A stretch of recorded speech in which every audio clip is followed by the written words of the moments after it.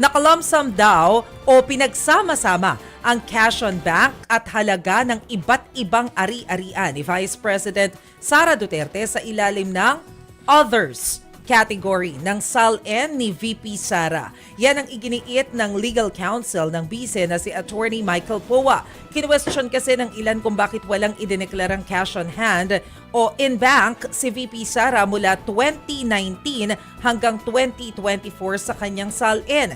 Pero ang ilang kongresista hindi kumbinsido dyan.